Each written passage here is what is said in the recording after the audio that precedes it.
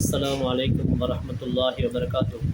الحمد لله والصلاة والسلام على رسول الله وعلى آله حزب الله وأصحابه جند الله أما بعد. فقد قال الله سبحانه وتعالى في القرآن الكريم: أعوذ بالله من الشيطان الرجيم بسم الله الرحمن الرحيم إياك نعبد وإياك نستعين صدق الله العظيم. கண்ணியத்துக்குரிய இஸ்லாமிய சகோதரர்களை நாம் தொடர்ந்து பேசி வருகின்றோம்.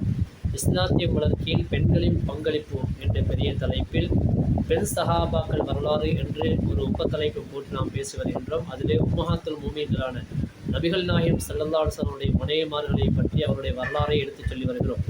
அந்த வகையில் ஆரம்பத்தில் ஹதீஜா ரலியல்லாஹு தஆலா அவருடைய வரலாறையும் சௌதா ரலியல்லாஹு தஆலா அவருடைய வரலாறையும் மிக மிக சுருக்கமாக கூறி முடித்தோம். இன்றைய தினம் நாம் உங்கள் மத்தியிலே பேசப் போகின்ற விஷயம் ஆயிஷா ரலியல்லாஹு தஆலா அன்ஹா அவர்கள். நபிகள் நாயகம் ஸல்லல்லாஹு அலைஹி வஸல்லம் அவர்கள் திருமணம் முடித்த பெண்களிலே கன்னிப் பெண்ணாக இருந்தவர்கள் ஆயிஷா ரலியல்லாஹு அவர்கள் மட்டும்தான். மற்ற எல்லோருமே ஏற்கனவே திருமணமாகி விதவையாக இருந்தவர்கள், விவாகரத்து செய்யப்பட்டவர்கள். ஆயிஷா ரலியல்லாஹு அவர்கள் உம்மு ரூமான் என்று சொல்லப்படக்கூடிய ஜைனப் ரலியல்லாஹு அவர்களுக்கும் அபூபக்கர் சித்திக் ரலியல்லாஹு அவர்களுக்கும் மகளாக பிறந்தவர்கள் ஆயிஷா ரலியல்லாஹு அவர்கள். இவர்களுக்கு சித்திகா என்று சொல்லி ஒரு பெயரும் புனை பெயரும் இருக்கிறது. ஆயிஷா ரலியல்லாஹு அவர்கள் நபிகள் நாயகம் ஸல்லல்லாஹு அலைஹி வஸல்லம் அவர்கள் நபித்துவம் பெற்று, அதாவது 40வது வயதில் அவர்களுக்கு நபித்துவம் கிடைக்கப்பெற்று 4 வருடங்களுக்கு பின்னால் தான் ஆயிஷா ரலியல்லாஹு அவர்கள் உலகத்திலே பிறக்கிறார்கள்.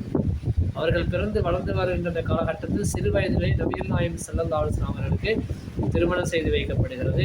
திருமணம் செய்து வைக்கப்பட்டதுக்கு பின்னால் 9 வயது வரைக்கும் அவர்கள் அவருடைய வீட்டிலே தனிமையிலே தான் இருந்தார்கள் வீட்டிலே. பிறகு அவர்கள் மக்காவிலிருந்து மதீனாவுக்கு ஹிஜ்ரத் போகின்ற சமயத்தில் நபிகள் நாயகம் ஸல்லல்லாஹு அலைஹி வஸல்லம் அவர்களும் அபூபக்கர் சித்திக் ரலியல்லாஹு அன்ஹு அவர்களும் தான் மக்காவிலிருந்து மதீனாவுக்கு தனிமையிலே ஹிஜ்ரத் போகிறார்கள். அந்த சம்பவம் உங்களுக்கு எல்லாம் தெரிந்திருக்கும்.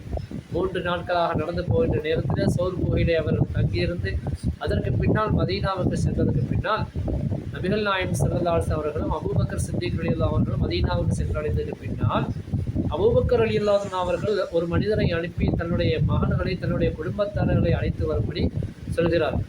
அப்போ அந்த மனிதரும் வந்து அவருடைய குடும்பத்தாரர்களை அழைத்து கொண்டு மதீனாவுக்கு வந்து சேர்கிறார்கள். மதீனாவுக்கு வந்ததற்கு பின்னால் ஆயிஷா ரலியல்லாஹு தஆலா அன்ஹா அவர்களுக்கு கடுமையான ஒரு வியாதி ஏற்படுகிறது. அந்த வியாதியின் காரணமாக அவர்களுடைய தலைமுடியில் இருந்த முடிகள் எல்லாம் முதிர ஆரம்பித்தது. அந்த அளவுக்கு கொடூரமான ஒரு வியாதியாக அந்த வியாதி இருந்தது. அப்போ அவர்கள் அங்கே ரசூலுல்லாஹி ஸல்லல்லாஹு அலைஹி வஸல்லம் அவர்களோடு அங்கு வாழுகிறார். அப்படி அவர்கள் வாழ்ந்து காலகட்டத்தில் அவர்களுக்கு 9 வயதானதுக்கு பிறகு அவர்களுக்கு அந்த விவாகங்களுக்கு செய்ய வேண்டிய சில சீர்திருத்தங்களை எல்லாம் அவர்களுடைய குடும்பத்தாரினால் அவர்களுக்கு செய்யப்படுகிறது. ஆயிஷா சித்திகா ரலியல்லாஹு அன்ஹா அவர்கள் நபிகள் நாயகம் ஸல்லல்லாஹு அலைஹி வஸல்லம் அவர்களோடு திருமணம் செய்து பின்னர் அதுக்கு பின்னால் இந்த காலத்துக்கு பின்னால் அவர்கள் வாழ ஆரம்பிக்கிறார்கள், திருமண வாழ்க்கையை வாழ ஆரம்பிக்கிறார்கள். நபிகள் நாயகம் ஸல்லல்லாஹு அலைஹி வஸல்லம் காலத்தில் நடந்த யுத்தகலங்களிலே ஆயிஷா ரலியல்லாஹு அன்ஹா அவர்கள் உஹது யுத்தத்தில் மட்டும்தான் கலந்து கொண்டார்கள் என்ற ஒரு தகவலும் இருக்கிறது.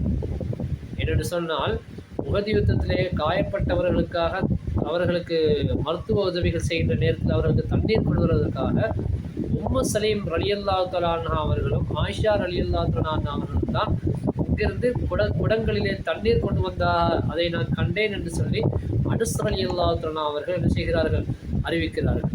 இப்படி நபிகள் நாயகம் ஸல்லல்லாஹு அலைஹி வஸல்லம் அவருடைய காலத்தில் நடந்த யுத்தத்தில் ஆயிஷா ரலியல்லாஹு தஆலா அவர்களும் கலந்து கொண்டார்கள் என்பதை இந்த இஸ்லாமிய வரலாற்றில் அதன் மூலமாக நாங்கள் தெரிந்து கொள்கிறோம். இன்ஷா அல்லாஹ் இதனுடைய தொடரை அடுத்த வீடியோக்களில் நாங்கள் உங்களுக்கு நாளைய இரவு நாங்கள் உங்களுக்கு வெளியாக்குவோம் 9 மணி அளவில். இன்ஷா அல்லாஹ் நீங்கள் எங்களுக்காக துஆ செய்யுங்கள். அல்லாஹ் தஆலா இதை கேட்டுக்கொண்டிருக்க உங்களுக்கும் இதை கொண்டு நற்பயனை அடைந்து கொள்ளக்கூடிய பாக்கியத்தை அல்லாஹ் உங்களுக்கு தருவானாக. எல்லாம் வல்ல அல்லாஹ்வின் ரஹ்மத்தும் பரக்கத்தும் உங்களுக்கும் எங்களுக்கும் கிடைக்கப்பெறும். வாஹிர் தவானா அல்ஹம்துலில்லாஹி ரப்பில் ஆலமீன். அஸ்ஸலாமு அலைக்கும் வரஹ்மத்துல்லாஹி வபரகாத்துஹு.